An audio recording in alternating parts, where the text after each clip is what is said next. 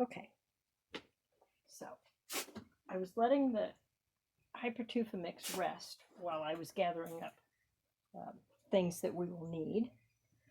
And it's gone a little bit dry. So I'm going to put in a little bit more water and remix it.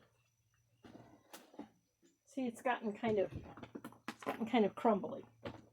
So I will just add in a little bit more water and stir it up. Now, you will need some knee-high stockings or trouser socks. I've kind of been using both. You will need rubber bands. You will need some sort of a container with a wide mouth to put your stocking on so that you can fill it up. Because this stuff kind of has a mind of its own. Okay, so I've got mine. Good, you can see it. Got my trouser sock, and I'm going to open it up. Oh, this is the part that's tough. It's like, I don't want to do that. All right, let's try it so that I don't have so much. Okay, so that's an easier way to do it. Don't have to go all the way to the bottom. Once you got it on, though, go ahead and stretch it down more. I can't manipulate this stuff with those thick gloves on. Okay, so I just want to see how much.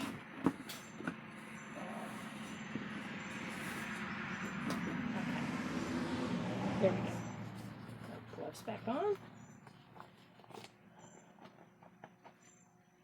Now, you will be cutting off once everything has set in about 24 hours or so. You will be cutting this off. So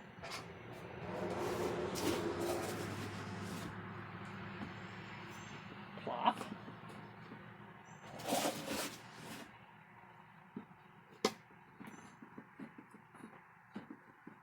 Tamping it down in there. Now, you can also make this into a planter. And I can kind of show you, and I might do that to this one. You don't have to. If you want to just make a pumpkin, then just skip that step. Okay, so this used my entire mix. Okay, so I'm going to pull it off of this. And basically, you're just using the can or whatever you have. A can from oatmeal or whatever. You're just using that to make it the opening wide enough to get your stuff in, your cement. Okay, so now you want to try and get it down without getting a bunch of creases caught in it. So I'm gonna wiggle him around.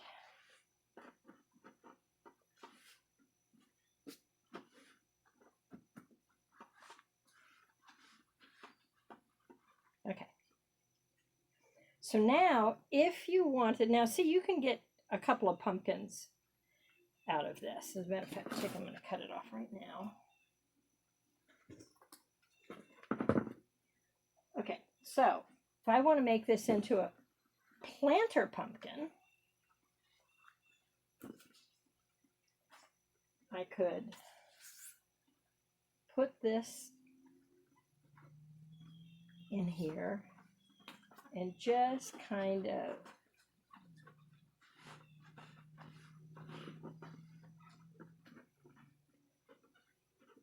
put him in there.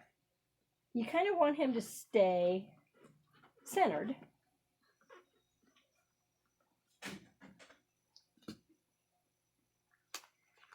And this one's going to be, it's going to be tougher than if you just leave it as a regular pumpkin.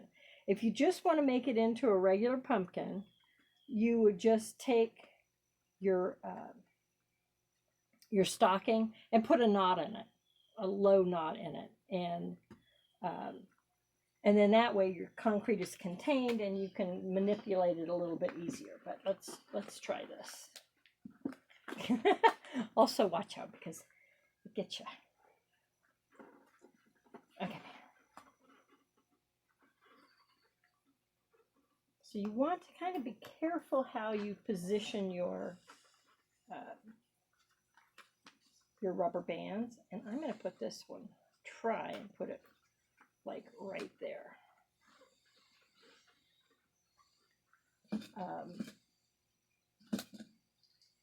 This is what gives you the ribs.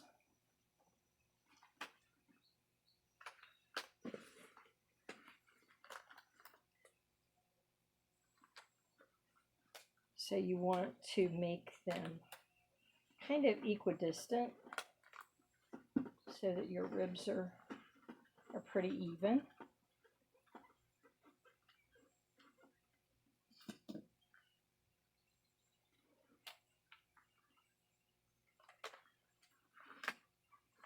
Now, if you've got some of your rubber bands are on the smaller side, then go ahead and double them up.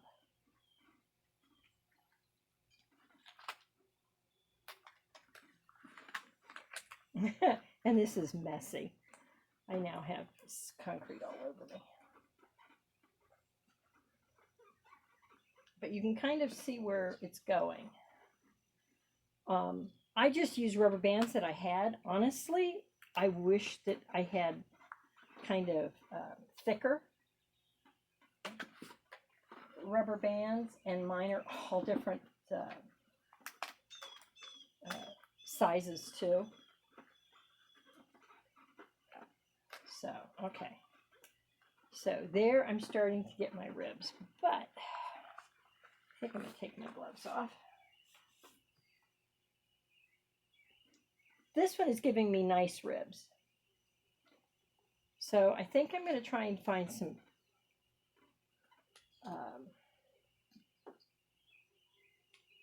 smaller rubber bands and double them up. You can also kind of help it along with your fingers.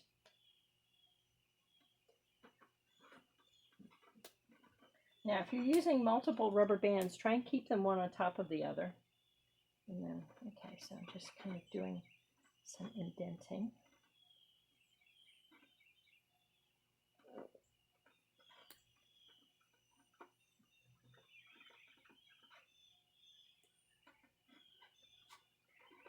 Okay. So now, I want this to look more like a roundy pumpkin. What happens when you start doing this is it starts coming up, so you start getting more in like a gourd shape. So see, as I push it down, I'm getting more of the ribs. So I want to add another elastic, another rubber band to that. So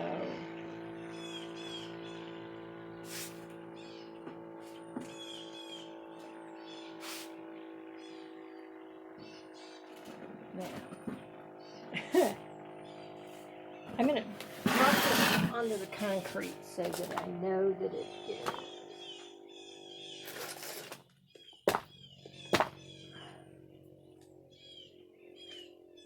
level-ish.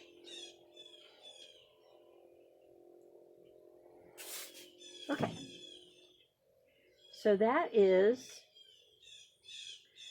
the basic shape. I think it's standing up fairly straight.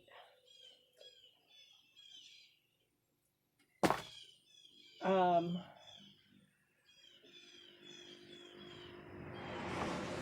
you can also sand off a little bit on the bottom if it needs to be, if you have a little bit of a an uneven part. So that's easy to get rid of. The other thing, if you have them, and you can get them really cheap at Harbor Freight, are these little guys. Comes in a set of 4 or 5 for a couple of bucks. And they're just rasps. This one is kind of a half a moon, flat one. And I use these a lot. The other thing that you need, and again, Harbor Freight is probably your best place to get them at, are some brass brushes. What we'll do when we unwrap all of this is you want to get that top layer of just the concrete off of it so that you can see the perlite and the vermiculite, and that's what gives it that beautiful concrete look. So again, Harbor Freight is the best, cheapest place to get them. So that's it for now, and I will show some more of this probably tomorrow when I'm able to unwrap it. You do, at this stage, you're going to cover it in plastic, put it in a little plastic bag or something, set it in a dry place, a dry, shady place, for a good, I would say 24 hours. And then you're going to take everything apart. You're going to give it its initial kind of cleanup. And then what you're going to do is this one, I could go ahead and plant. If I cut that, take this bottle out and then cut it so that just the bottom part of it is in there, then I could go ahead and plant in it because I'm not planting directly into the Hypertuffa. If you want to plant in Hypertuffa, then you need to let it cure. So, and you want to let it cure for a good 30 days. This one has been curing, and you can see how it has that kind of great look of stone to it because I've been using the rasp and also shaping the ribs deeper with these tools. If I want a little bit more definition, I'm just going to go in there. See, it's starting to get hard. If you wait too long to do this, it'll be hard as a rock. So I also have just like a scrub brush, just a heavier one like that. That also is good, but truly the brass brush gets cleans it up the best.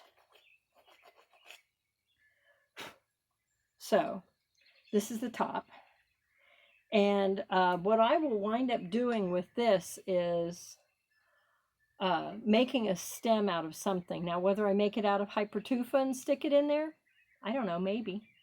But I also might use some rope, some really thick rope, because it has that twist that you would get on a real pumpkin stem. So I've done that before and it works out really pretty. So probably we'll go with the rope, and it lasts fairly long. So, but anyway, it's very cool, and it's heavy. So some recipes for Hypertuffa call for less concrete or less Portland cement. And you do get a lighter weight product, but I don't know if it wears as well in the garden as this stuff will. So anyway, more tomorrow.